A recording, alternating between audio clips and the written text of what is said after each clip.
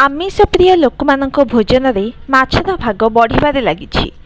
देश में मुंड पिछा माछ व्यवहार 15 वर्ष भितर द्विगुणित हो 8 केजी 89 ग्राम रे पहुंची। राज्यगुड़िक भितर त्रिपुरार अधिकांश लोक माछ खाउथबा बेले हरियाणा रे कम लोक माछ को भोजन में व्यवहार करती। साप्ताहिक माछ व्यवहार में ओडिशा द्वितीय स्थान में रही।